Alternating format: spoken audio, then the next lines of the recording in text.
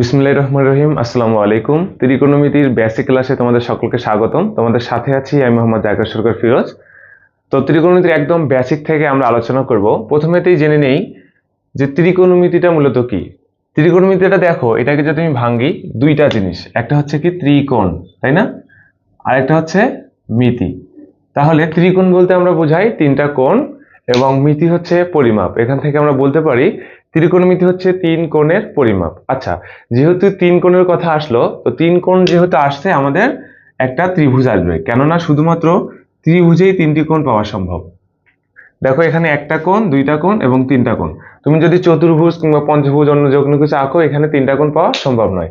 তাহলে ত্রিকোণমিতি মূলত ত্রিভুজ নিয়ে আলোচনা করে। এখন আসো, ত্রিকোণমিতিতে তো যেহেতু আমি বললাম ত্রিভুজ, তাহলে সবগুলো ত্রিভুজে আসার কথা, কিন্তু না, ত্রিকোণমিতি মূলত আলোচনা করে সমকোণী ত্রিভুজ নিয়ে। আচ্ছা, ঠিক আছে, তাহলে আমরা একটা সমকোণী ত্রিভুজ সম্পর্কে জানার চেষ্টা করি। সমকোণী ত্রিভুজটা কি এবং এর পরিচয়। তো দেখো, আমি বোর্ডে একটা সমকোণী ত্রিভুজ এঁকেছি। প্রথমত জানি যে সমকোণী ত্রিভুজ কাকে বলে। যে ত্রিভুজের একটি কোণ সমকোণ, তাকে আমরা বলবো সমকোণী ত্রিভুজ। এই যে ত্রিভুজটা দেখো, এখানে একটা মাত্র সমকোণ আছে, এটাকে আমরা সমকোণী ত্রিভুজ বলতে পারতেছি। দেখো, সমকোণী ত্রিভুজে এখানে তিনটা বাহু আছে, একটা, দুইটা, তিনটা। এখন আমরা বাহুগুলোর পরিচয় সম্পর্কে জানবো। প্রথমত জানি অতিভুজটা কি। দেখো, এই যে সমকোণ, এর বিপরীতে যে বাহু, এটাকে আমরা বলবো অতিভুজ। এখন আসো, লম্ব এবং ভূমি, অর্থাৎ অপর দুইটা যে বাহু আছে, এই দুইটা চিনব কিভাবে। প্রথমত আমাদের কাছে মনে হতে পারে যে এটা ভূমি সংলগ্ন, অর্থাৎ ভূমির দিকে, নিচের দিকে, এটাকে আমরা ভূমি এবং এইটাকে লম্ব বলবো। কিন্তু না, এটাকে এভাবে ডিফাইন করা যাবে না। এটা ডিফাইন করার জন্য তোমাকে অবশ্যই একটা কোণের রেসপেক্টে এটাকে ডিফাইন করতে হবে। তো দেখো, যেহেতু এইটা লম্ব নিচে, লম্ব হলে তার বিপরীতে আমাকে সূক্ষ্মকোণ ধরে নিতে হবে, অর্থাৎ সূক্ষ্মকোণের বিপরীত বাহুকে লম্ব বলে এবং সূক্ষ্মকোণ সংলগ্ন বাহুটাকে ভূমি বলা হয়। আচ্ছা, এখন আসো, আমি এই যে ত্রিভুজটা যদি আরেকটা আঁকি, অর্থাৎ এখান থেকে কপি করে এখানে গিয়ে পেস্ট করে দিলাম। এখন আমি অ্যাঙ্গেলটাকে দিয়ে দিলাম এইখানে, থিটাটা। তাহলে দেখো, অতিভুজ তো কখনো পরিবর্তন হবে না, কারণ আমরা জানি যে সমকোণের বিপরীত বাহুটা অতিভুজ। তাহলে এখান থেকে এইটা অতিভুজ। এখন আসো, আমরা কি জানছিলাম যে সূক্ষ্মকোণের বিপরীত বাহুটাকে আমরা লম্ব বলবো। দেখো, এখানে সূক্ষ্মকোণ কোনটা? এইটা। তাহলে লম্ব হবে কোনটা? এইটা। এবং ভূমি হবে এইটা। আচ্ছা, তোমরা যারা অনেকেই ভাবতা যে ভূমির সাথে থাকলে ভূমি, এইটা তাহলে কি সঠিক? না, ভূমির সাথে থাকলেই ভূমি হবে না। এই ভূমি এবং লম্ব বোঝার জন্য অবশ্যই আমাকে একটা কোণের রেসপেক্টে হিসাব করতে হবে। তাহলে সেই সূক্ষ্মকোণের রেসপেক্টে যদি আমি হিসাব করি, ভূমি হবে কোনটা? এই সূক্ষ্মকোণ সংলগ্ন বাহুটা, এবং লম্ব হবে সূক্ষ্মকোণের বিপরীত বাহুটা। আশা করি তোমাদের সমকোণ সম্পর্কে যত জটিলতা ছিল সবগুলো ক্লিয়ার হয়ে গেছে। তো এখন আমরা একটু সামনের দিকে আগানোর চেষ্টা করব।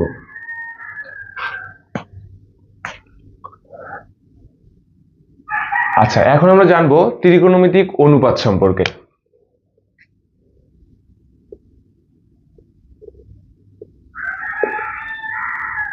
ত্রিকোণমিতিক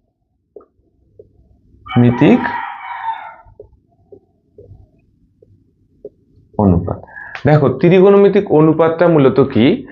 আমরা আগেই বললাম যে যখনই ত্রিকোণমিতি আসবে, মূলত এখানে আমাদের একটা সমকোণী ত্রিভুজ আসবে, কেননা ত্রিকোণমিতি মূলত আলোচনা করে সমকোণী ত্রিভুজ নিয়ে। তাহলে দেখো, এটা কি ছিল? অতিভুজ। আমি যদি এইটাকে থিটা ধরে নেই, এর রেসপেক্টে এটা হবে লম্ব এবং এটা হবে ভূমি। দেখো, ত্রিকোণমিতিক অনুপাতটা হচ্ছে মূলত কোন একটা কোণের রেসপেক্টে যে কোনো দুইটা বাহুর অনুপাতটাই হচ্ছে ত্রিকোণমিতিক অনুপাত। তাহলে কি বললাম? কোন একটা কোণের সাপেক্ষে ত্রিভুজের যে কোনো দুইটা বাহুর অনুপাতই হচ্ছে ত্রিকোণমিতিক অনুপাত। তাহলে অনুপাত বলতে আমরা বুঝতেছি ভাগ। দেখো, আমি প্রথমত যদি বলি লম্ব একটা নিলাম আর একটা বাহু নিলাম অতিভুজ, তাহলে এখানে দুইটা বাহুর অনুপাত করছি না?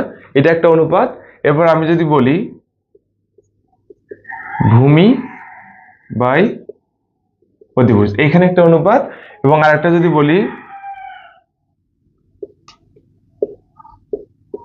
লম্ব বাই ভূমি, দেখো এই যে তিনটা অনুপাত হয়ে গেল। অর্থাৎ ত্রিভুজের আমি প্রতিবার কি করছি?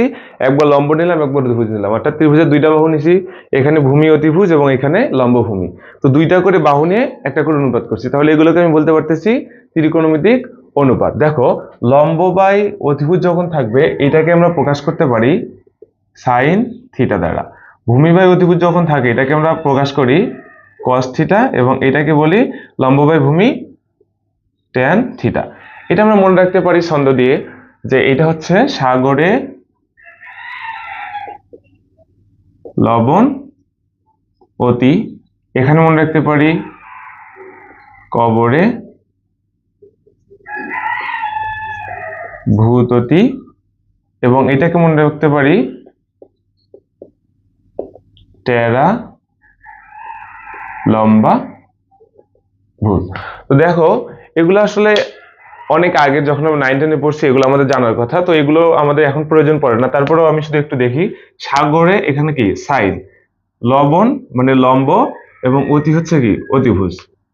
তোমরা নিশ্চয়ই বুঝতে পারছো। এরপর যদি আমি বলি কবরে, এটা দ্বারা বলছি যে কস, তারপর হচ্ছে কি ভূত ভূমি, এবং অতি হচ্ছে অতিভুজ। এখন আসো টেরা, তাহলে এখান থেকে বলতেছে ট্যান, লম্বা এখান থেকে লম্ব, এবং ভূত হচ্ছে ভূমি। তাহলে এভাবে তোমরা মনে রাখতে পারো। তো এখন আসো আমরা একটু চেষ্টা করি যে ত্রিকোণমিতিক সবগুলো অনুপাত সম্পর্কে জানার। তো এখন পর্যন্ত আমরা পাইলাম যে ত্রিকোণমিতির 3টা অনুপাত। আচ্ছা দেখো, এগুলোকে যদি আমি একটু উল্টাই দেই তাহলে কি হয়, অতিভুজ বাই ভূমি, অতিভুজ বাই লম্ব যদি করে দেয়া হয়, এটাকে যদি উল্টানো হয় কি হবে, এটাকে উল্টানো হলে দেখো অতিভুজ বাই ভূমি হবে, অতিভুজ বাই ভূমি, এবং এইটাকে যদি উল্টাও তাহলে আমার হচ্ছে ভূমি বাই লম্ব। দেখো তাহলে এখানে যা ছিল এটাকে শুধু আমি উল্টাই দিলাম, এখানে যা ছিল এটাকে ওই পাশে গিয়ে উল্টাই দিলাম।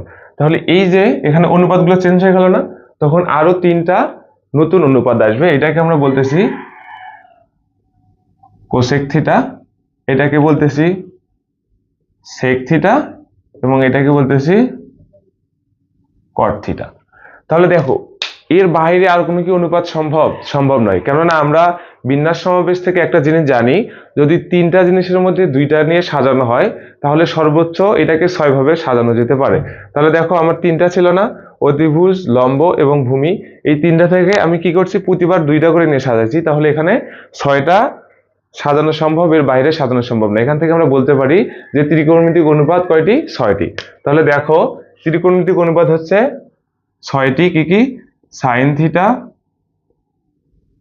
কোসেক থিটা, এরপরে আসতেছে তোমার cos theta, sec theta, tan theta, এবং কট থিটা। আচ্ছা তোমরা কি একটা জিনিস লক্ষ্য করছো যে যখন আমরা এই যে বাহুর রেসপেক্ট হিসাব করছিলাম তখন সাইনের বিপরীতে কে আসতেছে, কোসেক। অর্থাৎ সাইন ছিল এখানে আমার সাইন থিটা, যখন এটাকে আমি উল্টাই দিচ্ছি তখন এটা কি হয়ে যাচ্ছে, কোসেক থিটা। আবার দেখো এখানে কি ছিল, ভূমি বাই অতিভুজ কস থিটা, যখন আমি এটাকে উল্টাই দিলাম এটা হয়ে গেল সেক থিটা। এখানে কি ছিল, লম্ব বাই ভূমি ট্যান থিটা, এটা যখন উল্টাই দিলাম ভূমি বাই লম্ব কট থিটা। তাহলে এখান থেকে আমি বলতে পারতেছি যে সাইনের বিপরীতে কে, কোসেক থিটা, কসের বিপরীতে সেক থিটা, এবং ট্যানের বিপরীতে কট থিটা। আচ্ছা এখান থেকে যদি আমি একটু সূত্র তোমাদেরকে জেনারেট করে দেখাই,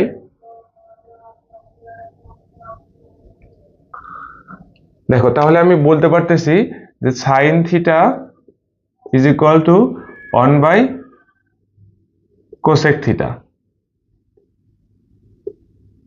কস theta is equal to 1 by sec theta, এবং tan theta is equal to 1 by cot theta.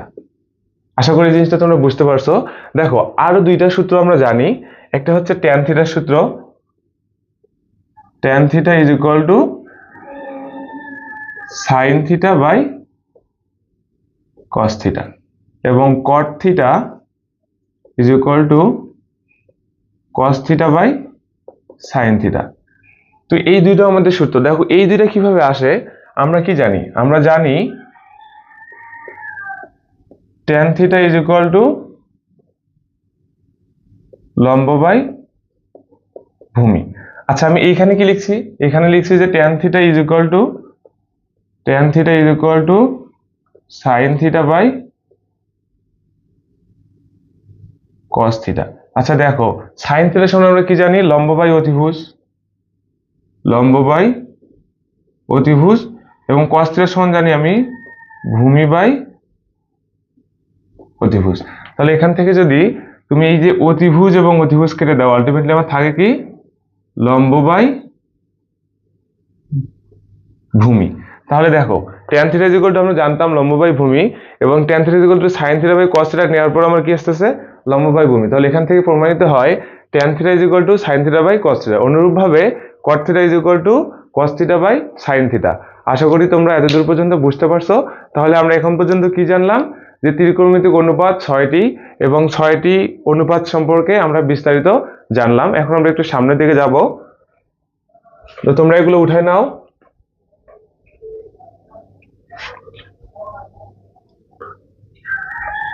আচ্ছা আসো, এখন আমরা আলোচনা করব কোঅর্ডিনেট সম্পর্কে। তো কোঅর্ডিনেট একটা বিশদ আলোচনা ত্রিকোণমিতির ক্ষেত্রে, এটা খুব গুরুত্ব সহকারে তোমাদেরকে দেখতে হবে। তো প্রথমত আমি তোমাদেরকে বলে রাখি, যেহেতু তোমরা অলরেডি জ্যামিতি করে আসছো, জ্যামিতি করলে কোঅর্ডিনেট সম্পর্কে তোমাদের যথেষ্ট একটা ধারণা থাকার কথা। তারপরে আমরা বিস্তারিত আলোচনা করব।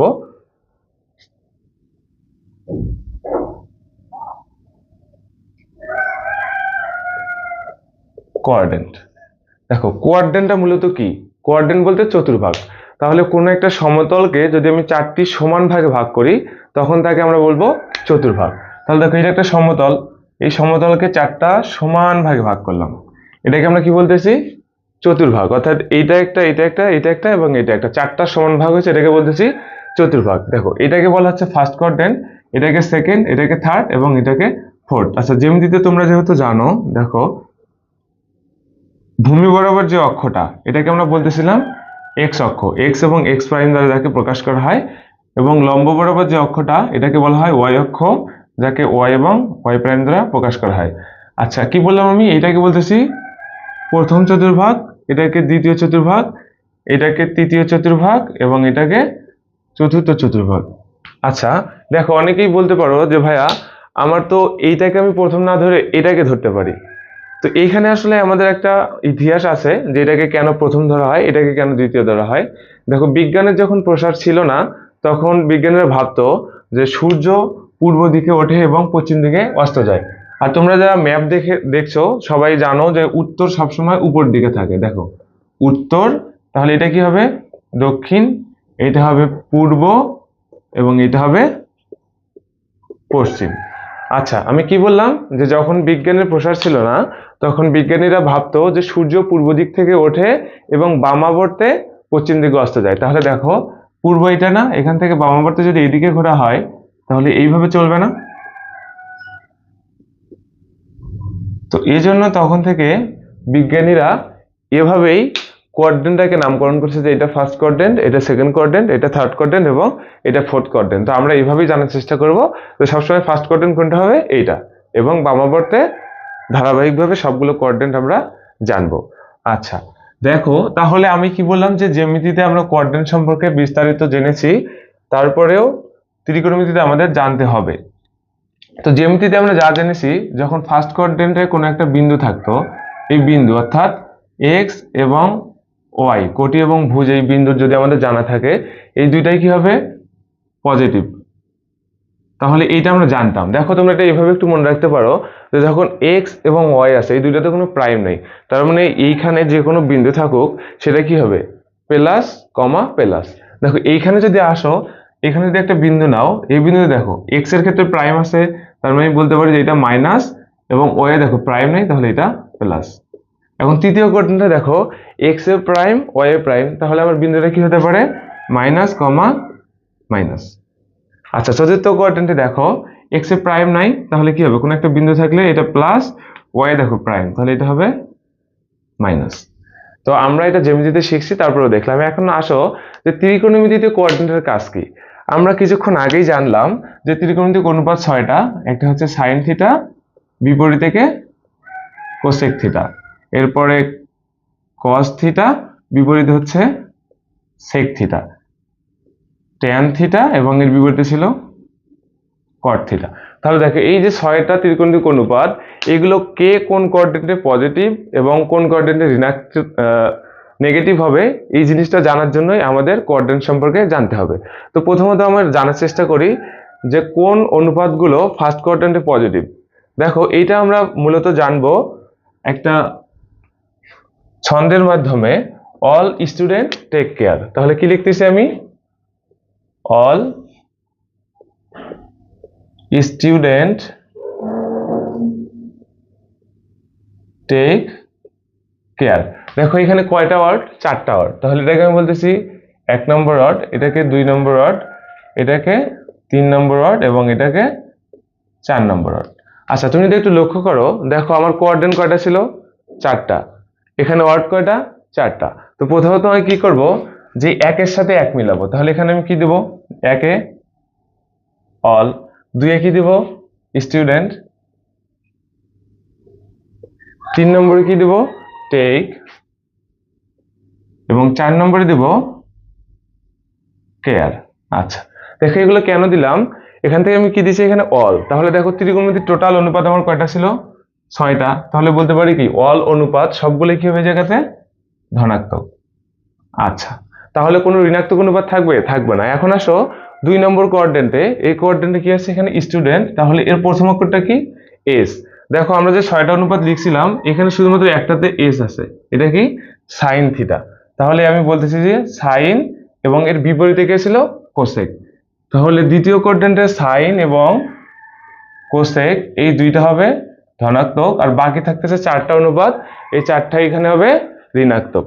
আচ্ছা দেখো তৃতীয় কোঅর্ডিনেটে যদি আসি, এখানে কি লিখছি, টেক, তাহলে টেকের প্রথম অক্ষরটা কি, ট্যান, টি, এবং ট্যানের প্রথম অক্ষরটা কি, টি, তাহলে আমি বলতে পারি যেই কোঅর্ডিনেটে ট্যান হবে পজিটিভ এবং ট্যানের বিপরীতে কি আছে, কট, তাহলে ট্যান এবং কট এই দুইটা এখানে পজিটিভ, বাকি 4টা এখানে হবে নেগেটিভ। আচ্ছা দেখো চতুর্থ কোঅর্ডিনেটে কি লিখছিলাম, কেয়ার, কেয়ারের প্রথম অক্ষর কি, সি, কসের প্রথম অক্ষর কি, সি, তাহলে আমি বলতে পারি চতুর্থ কোঅর্ডিনেটে কস এবং কসের বিপরীতে কে ছিল, সেক, তাহলে এখানে কস এবং সেক এই দুইটা হবে পজিটিভ।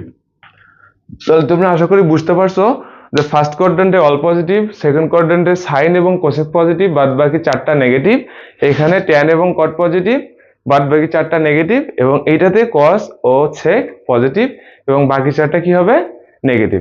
আচ্ছা এটা আমরা জানলাম শুধুমাত্র একটা ছন্দের মাধ্যমে, কিন্তু এটা কোনো সূত্র না, আমরা একটু প্রমাণ দেখার চেষ্টা করব, দুইটা একটা কোয়াড্রেন্টে দেখবো আর বাকিটা তোমরা আশা করি বুঝতে পারবে।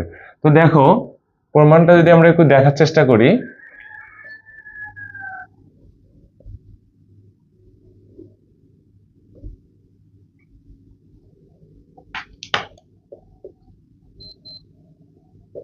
এই কোয়াড্রেন্টে তো আমরা কি বললাম যে ত্রিকোণমিতি মূলত সমকোণী ত্রিভুজ নিয়ে আলোচনা করে, তাহলে ফার্স্ট কোয়াড্রেন্টে একটা সমকোণী ত্রিভুজ আমরা এঁকে নিই। তো দেখো এটা হচ্ছে সমকোণ এবং এটাকে বলতেছি সূক্ষ্মকোণ, তাহলে এটা কি হবে, লম্ব, এটা হবে ভূমি এবং এটা হবে অতিভুজ। দেখো লম্বকে প্রকাশ করা হয় এটাকে পারপেন্ডিকুলার, তাহলে আমি পি দ্বারা প্রকাশ করলাম, ভূমিকে বলতেছি যে এইটা হচ্ছে আমার বেস, এটাকে বি দ্বারা প্রকাশ করলাম, এবং অতিভুজ এটাকে আমি আর দ্বারা প্রকাশ করলাম, আর দ্বারা প্রকাশ করলাম। তাহলে দেখো আমি যদি প্রথমত হিসাব করি যে এই যে মানটা, এটা কি প্রথম কোঅর্ডিনেটে ওয়াই এর মান, তাহলে প্রথম কোঅর্ডিনেটে ওয়াই এর মান কি, এটা আমরা কি জানি পজিটিভ প্লাস, তাহলে এটা হচ্ছে পজিটিভ, এবং দেখো বিটা কি প্রথম কোঅর্ডিনেটে এক্স এর দিকে গেছে না, তাহলে এটা কি এক্স এর মান, এক্স এর মানটা পজিটিভ, তাহলে আমি বলতেছি প্লাস বি, এবং এইটা কি অতিভুজ, অতিভুজ কখনো ঋণাত্মক হয় না, কেননা এটা একটি ব্যাসার্ধ ভেক্টর, তাহলে এটা হচ্ছে প্লাস। আচ্ছা এখন দেখো আমরা কি জানি sign theta is equal to লম্ব বাই অতিভুজ, তাহলে এখানে লম্বকে প্লাস পি, প্লাস পি, অতিভুজকে, অতিভুজ হচ্ছে প্লাস আর, প্লাস আর, তাহলে দেখো সাইন থিটার ক্ষেত্রে plus p divided by plus r, তাহলে আলটিমেট রেজাল্টটা কি আসবে, পজিটিভ। আচ্ছা দেখো সাইন থিটা যদি পজিটিভ হয়, এর বিপরীতে কে আছে, কোসেক, কোসেক অর্থাৎ কি হবে, এই প্লাস আরটা উপরে যাবে প্লাস পিটা নিচে আসবে, তাহলে এখানে দুইটা পজিটিভ না, এখান থেকে আমি বলতে পারতেছি কোসেক থিটাও কি হবে, পজিটিভ হবে। আচ্ছা এখন আসো কস থিটা যদি আমি এখানে নেই, cos theta, cos theta equal to কি হবে, কস থিটা ইকুয়াল টু হবে ভূমি বাই অতিভুজ, তাহলে এখানে ভূমিকে, ভূমি হচ্ছে প্লাস বি, দেখো এটা হচ্ছে প্লাস বি, অতিভুজ কি হবে, অতিভুজ প্লাস আর, প্লাস আর, তাহলে দেখো এখানে উপরেও প্লাস নিচেও প্লাস, দুইটা যদি প্লাস আলটিমেট রেজাল্ট আমার আসবে পজিটিভ, তাহলে আমি বলতে পারতেছি কস থিটা এখানে পজিটিভ। এখন দেখো কসের বিপরীত থেকে সেক, সেক থিটা কি হবে, প্লাস আর উপরে যাবে প্লাস বি নিচে আসবে, তার মানে দুইটাই পজিটিভ, রেজাল্ট আসবে আমার পজিটিভ, তাহলে বলতে পারতেছি সেক থিটা হবে পজিটিভ। আচ্ছা এখন আসার বাকি আছে আমার tan theta, tan theta is equal to আমরা জানি লম্ব বাই ভূমি, তাহলে দেখো এখানে লম্বকে প্লাস পি, ভূমিকে প্লাস বি। তুমি যদি এখান থেকে নাও plus p divided by plus b, দেখো দুইটাই পজিটিভ, তার মানে রেজাল্ট আসবে আমার পজিটিভ। এখান থেকে আমি বলতে পারতেছি ট্যান থিটা পজিটিভ, এবং ট্যান থিটার বিপরীতে কে? ট্যান থিটার বিপরীতে হচ্ছে কট থিটা। তাহলে কট থিটাতে কি হবে? এই বিটা উপরে চলে যাবে, plus B divided by plus P. দেখো দুইটাই পজিটিভ না, রেজাল্ট আসবে পজিটিভ। আচ্ছা, তোমরা কি বুঝতে পারছো যে কেন আমার ফার্স্ট কোয়াড্রেন্টে সবগুলো পজিটিভ? দেখো এখানে সাইন থিটা কোসেক থিটা দুইটাই positive, cos theta sec theta দুইটাই পজিটিভ, ট্যান থিটা এবং কট থিটা দুইটাই পজিটিভ। আচ্ছা দেখো, এটা একটা কোয়াড্রেন্টে দেখলাম, তাহলে আরেকটা কোয়াড্রেন্টে আমরা একটু দেখার চেষ্টা করি। দুইটা কোয়াড্রেন্টে দেখলে আমাদের সবকিছু ক্লিয়ার হয়ে যাবে।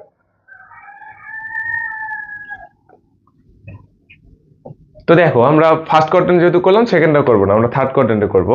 তো থার্ড কোয়াড্রেন্টে যদি আসি, থার্ড কোয়াড্রেন্টে কি করতে হবে? আমার একটা সমকোণী ত্রিভুজ আঁকতে হবে। তাহলে আমি একটা সমকোণী ত্রিভুজ এঁকে নিলাম। এটা কি?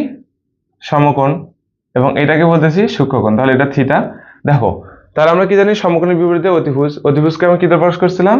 প্লাস আর দ্বারা। এরপরে সূক্ষ্মকোণের বিপরীতে আমরা জানি লম্ব, লম্বকে এখানে কি দ্বারা প্রকাশ করছিলাম? Plus P. তাহলে এটা এটাকে পি দ্বারা প্রকাশ করছিলাম, এটা পি, এবং এটা কি? ভূমি, তাহলে ভূমিকে প্রকাশ করছিলাম বেস দ্বারা। দেখো এখানে যদি তুমি আসো, এই যে ভূমি, এটা কি এক্স এর মান না? কোন অক্ষে? এক্স প্রাইম, অর্থাৎ ঋণাত্মক দিকে। তাহলে এখানে মানটা কি হবে? Minus B. আচ্ছা এইখানে দেখো, এই যে পিটা কিসের মান? ওয়াই এর মান। কোন কোয়াড্রেন্টে? থার্ড কোয়াড্রেন্টে। দেখো এটা প্রাইমে না, অর্থাৎ আমরা কি জানি এখানে minus comma minus X Y, তাহলে কি এক্স এর মানটাও মাইনাস, ওয়াই এর মানটাও মাইনাস। এটা তোমরা বুঝতে পারছো? আর যেহেতু অতিভুজ সবসময় ধনাত্মক, এটা তোমরা বুঝতে পারছো। এখন যদি এখানে আমি নেই সাইন থিটা, সাইন থিটার সমান আমরা কি জানি? লম্ব বাই অতিভুজ। লম্বকে এই জায়গাতে দেখো মাইনাস পি, অতিভুজ কি? প্লাস আর। আচ্ছা দেখো, তাহলে সাইন থিটা আলটিমেট রেজাল্টটা কি আসবে? একটা মাইনাস একটা প্লাস, রেজাল্ট আসবে মাইনাস। তাহলে সাইন থিটা এখানে নেগেটিভ। আচ্ছা এখন যদি আসো সাইনের বিপরীত কোসেক থিটা, কোসেক থিটার সমান আমরা কি জানি? শুধু উল্টাই যাবে, plus R divided by minus P. দেখো একটা প্লাস একটা মাইনাস, রেজাল্ট কি আসবে? Ultimately negative. তোমরা আশা করি বুঝতে পারছো।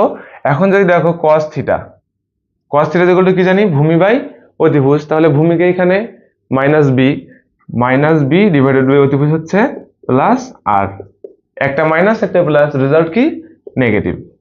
দেখো যদি cos হয়, cos এর বিপরীতে হচ্ছে sec থিটা, sec হচ্ছে কি? এই আরটা উপরে চলে যাবে, plus R divided by minus B. একটা প্লাস একটা মাইনাস, রেজাল্ট কি হবে? নেগেটিভ। আচ্ছা দেখো, বাকি থাকতেছে ট্যান থিটা। ট্যান থিটার সমান আমরা জানি লম্ব বাই ভূমি।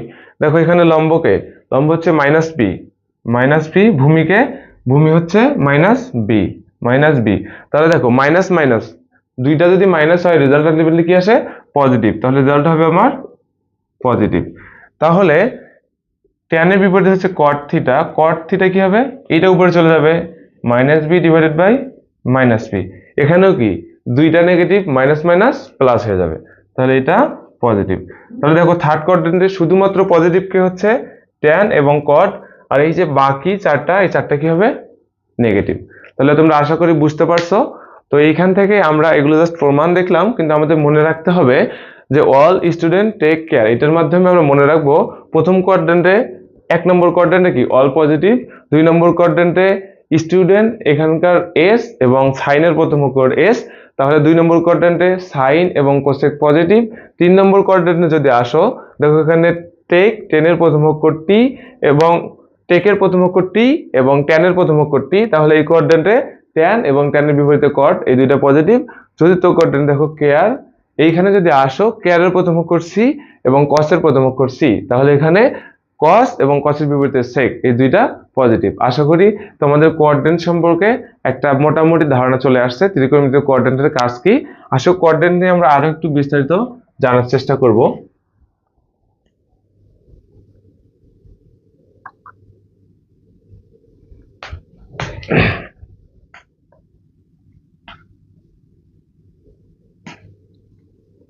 আচ্ছা এখানে আমরা একটু কোয়াড্রেন্ট যেহেতু আসলো, আরেকটা কাজ আছে, এখানে একটু অ্যাঙ্গেল সম্পর্কে জানি।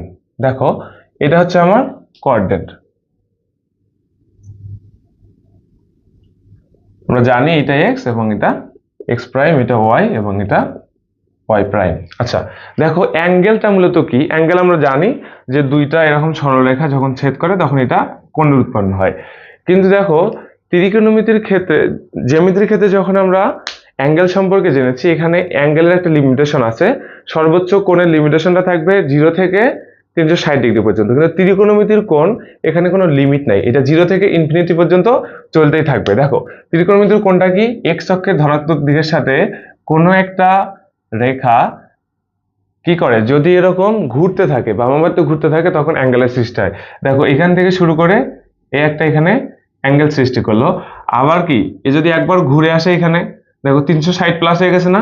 আমরা কি জানি এখানে 90, এরপরে 180, 270, 360। আবার যদি এখানে আসে তাহলে কি 360 প্লাস, এভাবে কি ঘুরতেই থাকবে ঘুরতেই থাকবে ঘুরতেই থাকবে। তাহলে এর কোনো লিমিটেশন নাই। ত্রিকোণমিতিক কোণটা তোমার এটা ইনফিনিটি পর্যন্ত চলতে পারে।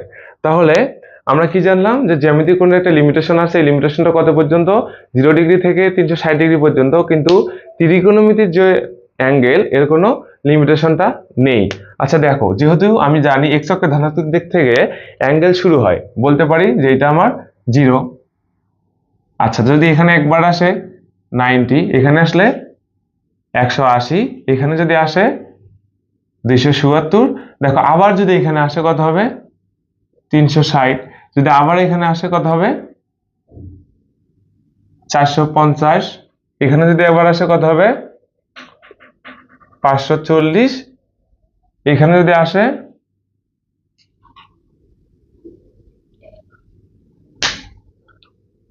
এখানে দেখো আসো যদি হয় 630। তাহলে আমরা জানলাম যদি এভাবে চলতে থাকে আরো কি বাড়বে। আচ্ছা দেখো এখন আসো, এইটা আমি কেন লিখলাম, এটা কি বলতেছি কি থিটা। তাহলে যদি 0 প্লাস থিটা কখনো আসে, 0 প্লাস থিটা, তাহলে এই অ্যাঙ্গেলটা কোথায় যাবে, ফার্স্ট কোয়াড্রেন্টে।